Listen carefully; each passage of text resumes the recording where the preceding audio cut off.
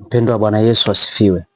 Naomba nikukaribishe katika somo la siku hii ya leo ambalo linahusiana na kuijua ulimwengu wa roho ili ufanikiwe katika maombi yako binafsi ulionayo mbele za Mungu. Na kabla hatujaendelea, naomba tumshukuru Mungu. Baba, katika jina la Yesu tunakushukuru Bwana kwa ajili ya fadhili zako na rehema zako. Bwana, umekuwa ngao yetu na msaada wetu katika siku hii ya leo. Asante kutuleta tena hapa katika jina la Yesu. Wewe ni Mungu mkuu mno sana. Asante kwa ajili ya mtumishi wako anayetusikiliza katika maeneo mbalimbali mahali alipo. Bwana, tunaliinua jina lako kwa ajili yake.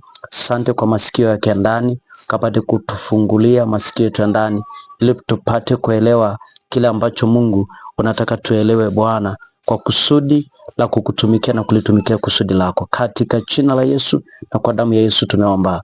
Amen. Mtumishi wa Mungu, naomba nikukaribishe sana katika somo la leo, kichwa kinachosema ijue ulimwengu wa roho ili ufanikiwe katika kuomba kwako. Ijue ulimwengu wa roho ili ufanikiwe katika kuomba kwako. Neno la Mungu, msingi wa neno la Mungu ni kutoka Waefeso sura ya 6 mstari ule wa 12. Waefeso sura ya 6 mstari ule wa 12, ambalo neno la Mungu linasema hivi katika Waefeso sura ya 6 mstari wa 12: kwa maana kushindana kwetu sisi si juu ya damu na nyama, bali ni juu ya wafalme na mamlaka, juu ya ukuu wa giza hili, juu ya majeshi ya pepo wabaya katika ulimwengu wa roho. Katika mstari huu wa Waefeso 12 inatupa kuona kuwa kumbe kuna vita inafanyika katika ulimwengu wa roho. Sasa ulimwengu wa roho ni nini? Ulimwengu wa roho ni eneo linaloamua yanayotakiwa kuendelea katika ulimwengu wa mwili.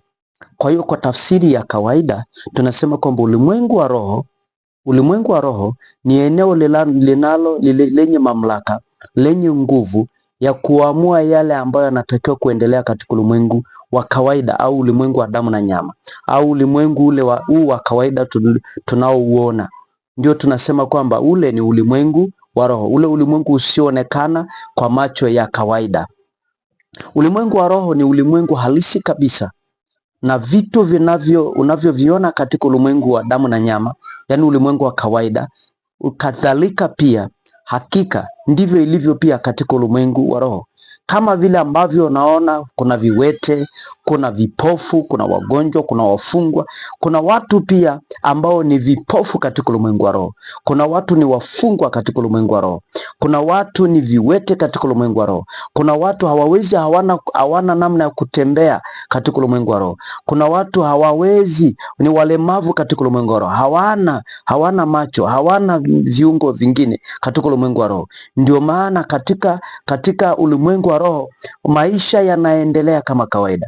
Ulimwengu ule ndio wenye mamlaka ya kuamua nini kinatakiwa kuendelea katika ulimwengu huu wa kawaida. Biblia inasema hivi katika Waefeso 1:2, anasema hivi, turudie Waefeso 1:2. Waefeso 1:2 anasema hivi katika ule Waefeso sura ya kwanza mstari wa 2, anasema katika Waefeso sura ya kwanza mstari wa 20, tafadhali, mstari wa 20, anasema aliyotenda katika Kristo alipomfufua katika wafu, akamweka mkono wake wa kuume katika ulimwengu wa roho. Akamweka mkono wake wa kuume katika ulimwengu wa roho. Kwa hiyo tunajifunza nini? Kumbe katika ulimwengu wa roho kuna kuketi, kuna kukaa, kuna kuwekwa. Kwa hiyo maana yake kuna namna ambavyo unaweza ukaona jinsi ulimwengu wa roho ulivyo dhahiri. Nini ninachomaanisha hapa? Kila aliyefanikiwa ni yule aliyeijua ulimwengu wa roho vizuri. Lazima ujue ulimwengu wa roho.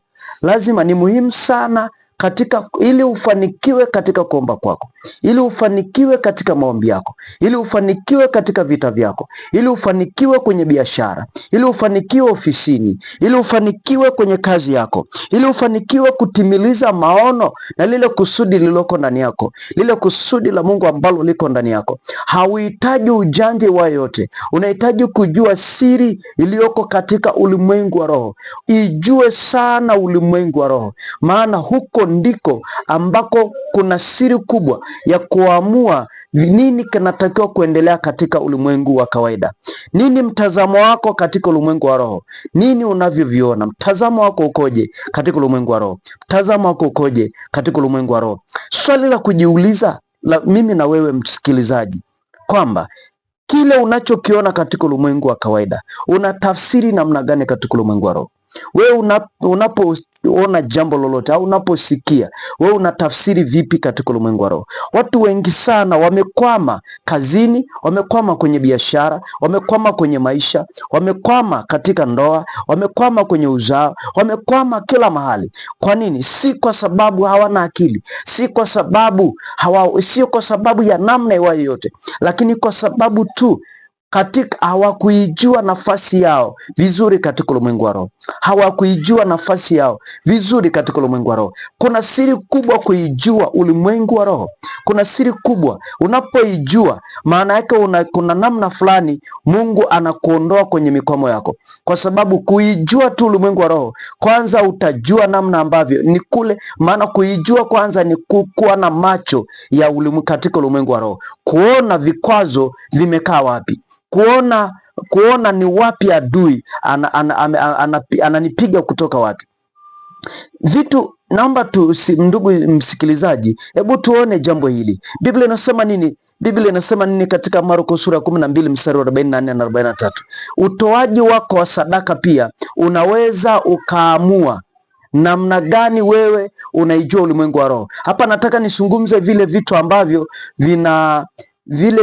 vinavyoweza kukutoa kwenye nafasi yako katika ulimwengu wa roho. Ni vitu gani vinaweza vikakunyofoa alafu usiwepo katika ile nafasi katika ulimwengu wa roho? Ninaposema ni nafasi katika ulimwengu wa roho, maana yake unapoona nafasi ulionayo kwenye biashara, nafasi ulionayo kwenye jamii, nafasi ulionayo kazini, nafasi ulionayo mahali popote, maana yake hiyo nafasi ni picha tu, ni symbol ya kile ambacho kipo katika ulimwengu wa roho. Maana yake huwezi kuoperate katika ulimwengu wa mwili bila kuketi sawasawa katika ulimwengu wa roho. Sasa katika ulimwengu wa roho ni nini? Ulimwengu wa roho ni vitu gani vinaweza vikakutoa ili usiketi kwenye hiyo nafasi yako katika ulimwengu wa roho? Jambo la kwanza ni utoaji wako wa sadaka. Katika ile Marko sura ya 12 mstari wa 42 hadi 44, utoaji wako wa sadaka uko namna gani? Lazima wakati fulani ujue ni namna ambavyo ndani yako katika utoaji wako wa sadaka, unatoaje sadaka ndani yako? Mtazamo wako wa kutoa sadaka ukoje? Mtazamo wako wa kutoa sadaka ukoje? Hii inaweza, kama mtazamo wako wa kutoa sadaka hauko sawa, maana yake inaweza ikakutoa kwenye nafasi katika ulimwengu wa roho. Kama utoaji wako wa sadaka hauko vizuri, unaweza ukakutoa katika nafasi yako katika ulimwengu wa roho, kwa sababu kuna watu wameketi katika ulimwengu wa roho. Kuna watu ambao ndani yao wanatamia sadaka ili katika ulimwengu wa roho wapate hiyo nafasi yako. Ndio maana ukienda kwa waganga wa kienyeji wanakuambia unataka cheo fulani, lazima ukalete sadaka fulani. Unajua ni kwa nini? Kwa sababu wao wanajua siri ambayo inaweza, sadaka inamsukuma mtu katika kuketi kwenye nafasi katika ulimwengu wa roho, katika ile nafasi anayohitaji. Kwa hiyo ni muhimu sana ndani yako ujue na uwe na nafasi kabisa ya kutafakari uhusiano wako na namna unavyotoa sadaka, kwa sababu utoaji wako sadaka ina uhusiano mkubwa sana na nafasi yako katika ulimwengu wa roho. Ni muhimu sana mtumishi wa Mungu, ni muhimu sana ucheki nafasi yako, ni muhimu sana uangalie nafasi yako katika ulimwengu wa roho. Angalia ile utoaji wako sadaka, tazamo wako ukoje, unatoaje sadaka? Hata unaposikia habari ya kutoa sadaka, unapata msukumo kwa namna gani kutoa sadaka? Kwa sababu namna unavyotoa sadaka ndio inaamua kwamba wewe katika ulimwengu wa roho, wewe una mtazamo fulani katika ulimwengu wa roho. Maana yake wewe una mtazamo fulani katika ulimwengu wa roho juu ya sadaka unazomtolea Mungu. Haleluya, haleluya. Sikiliza jambo la pili. Jambo la pili ambalo linaweza likakutoa kwenye nafasi katika ulimwengu wa roho ni roho ya kukinai habari za Mungu. Roho ya kukinai habari za Mungu. Hii ukisha kinai habari za Mungu, unaposikia habari za Mungu ndani yako, unapata shauku namna gani? Unapata shauku namna gani ya kuendelea kumsikiliza Mungu ndani yako? Wewe unaposikia habari za Mungu, unapata kiu namna gani? Maana yake ukipoteza kiu ya kutamani kusikia habari za Mungu ndani yako, maana yake ni nini? Katika ulimwengu wa roho unatolewa kwenye ile nafasi. Kwa sababu ile shauku, Biblia inasema nini? Anasema mtakeni Bwana na nguvu zake kila siku. Maana yake uwe na shauku na kiu ya kutafuta uso wa Mungu, ili katika kuijua ile nafasi yako katika ulimwengu wa roho, ili kuijua ulimwengu wa roho vizuri, lazima usikinai habari za Mungu. Hakikisha ndani yako usije ukakinai habari za Mungu. Jambo la tatu ambalo linaweza likakutoa katika nafasi yako katika ulimwengu wa roho, jambo la tatu ni kiburi na kujiona wafaa bila kuhitaji msaada wa Mungu ndani yako na watu wake. Pale ambapo unahisi kwamba mimi eneo hili ninafaa na mimi ninakubalika, kwa hiyo hata sihitaji msaada wa Mungu ndani yangu, wala sihitaji msaada wa watu wake, maana yake huna habari kabisa. Maana yake ni nini? Katika ile Mithali 16, katika ile Mithali 16 mstari wa 18, ndio mtumishi wa Mungu Biblia inasema nini? Inasema hivi, kiburi, ile 16:18 anasema kiburi hutangulia uangamivu na roho yenye kutakabali hutangulia maanguko. Ni kwa nini nimezungumza jambo hili? Kwamba kabla ya uangamivu kumfuata mtu yoyote katika ulimwengu wa roho au katika ulimwengu wa mwili, maana yake ni nini? Huwa kinachotangulia ni kiburi, kujiona nafaa, kujiona anaweza, kujiona mimi nastahili, kujiona hakuna haja yoyote ya kufanya maombi, hakuna haja yoyote. Nataka nikwambie mtumishi wa Mungu, nataka nikupe siri moja ambayo itakutoa mahali ulipo. Kuna watu wengi nafasi yao katika ulimwengu wa roho wameondolewa kwa sababu ya kiburi, kwa sababu ya kujiona, kwa sababu wameona wamemaliza kila kitu. Nisikilize nikwambie mtumishi wa Mungu, ili Mungu atembee pamoja na wewe, ili Mungu atembee pamoja na wewe, ogopa sana ukianza kuinuliwa katika utumishi na huduma, alafu unajiona unafaa, unajiona sasa umeshafika kwenye level fulani, umeinuliwa tu kidogo, unajiona umefika level fulani, unatamani watu wa kuabudu na wakusifu wewe. Nataka nikupe siri moja mtumishi wa Mungu, hakikisha ndani yako unabeba roho ya unyenyekevu. Huwa na tabia kuwaambia watumishi mbalimbali, hata wanakwaya, huwa nasemaga hivi, kiwango kadiri Mungu anavyozidi kuwainua katika huduma na utumishi na katika maisha, katika uchumi, katika fedha, katika utajiri, katika hekima na katika nini, kiwango kile ambacho Mungu anakuinua, unatakiwa wewe ushuke zaidi, wewe uendelee kupondeka, uendelee kunyenyekea, kwa sababu Mungu anatembeaga na wanyenyekevu. Mtumishi wa Mungu, Mungu anatembeaga na wanyenyekevu. Maana yake ni nini? Katika nafasi yako katika ulimwengu wa roho, ukitaka uendelee kubaki kwenye ile nafasi yako, Mungu aendelee kuzungumza na wewe, Mungu aendelee kutumika na wewe, aendelee kuachilia upako ule ule. Nataka nikupe siri moja, endelea kunyenyekea, usijae kiburi, kwa sababu kiburi kinakuja, maangamivu yanafuata. Ukiona kiburi kimekuvaa, ukijiona unafaa, ukijiona unastahili, hata bila Mungu mimi napenya, hata bila Mungu hapa mimi napenya. Nataka nikupe siri moja mtumishi wa Mungu. Yesu akupe neema ya ufunuo huu, ya kwamba wewe unahitaji sana msaada wa Mungu ndani yako.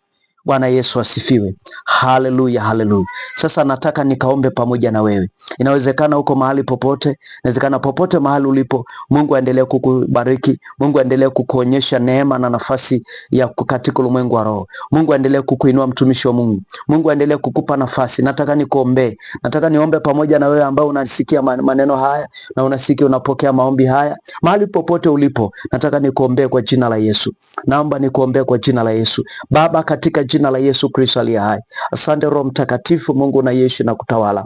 Baba, asante kwa ajili ya majira haya na nyakati ambazo Mungu umetupatia. Umetupa siri kubwa hii Bwana ya neno lako, tupate kulisikia na kulipokea, habari ya namna tunavyoweza kuketi na kuijua vizuri katika ulimwengu wa roho, ili Mungu tufanikiwe katika yale ambayo Mungu tunatamani Bwana kutembea kwayo katika kusudi lako. Baba, katika jina la Yesu Ninamwombea huyu mtumishi wako Bwana, fungua macho yake ya ndani ili akapate kuona Bwana. Fungua roho yake na nafsi yake Mungu, katika jina la Yesu, ili Mungu katika damu ya mwana kondoo apate kupokea yale ambayo Mungu umeona Bwana umpe ukummegea ndani yake kwa njia ya Roho Mtakatifu. Baba, ukambariki Mungu, ukamuonekanie Bwana, ukamendelee kuachilia ufunuo ndani yake katika ulimwengu wa roho. Bariki mtumishi wako, endelea kumuonekania, utembea pamoja na yeye katika kazi yake, katika uchumi wake, katika maono yake Bwana. Muonekanie Roho Mtakatifu, mlinde na kumpigania. Baraka zako ziwe ndani yake, muonekanie siku zote kwa damu ya Yesu na kwa jina la Yesu. Ninabariki maisha yake, nabariki nafsi yake kwa damu ya Yesu na kwa jina la Yesu tunaomba, amen. Mungu akubariki sana mtumishi wa Mungu. Mungu atembee pamoja na wewe katika jina la Yesu Kristo, na Mungu aendelee kukuonekania katika majukumu yako yote, amen. Asante sana, nikutakia wakati mwema.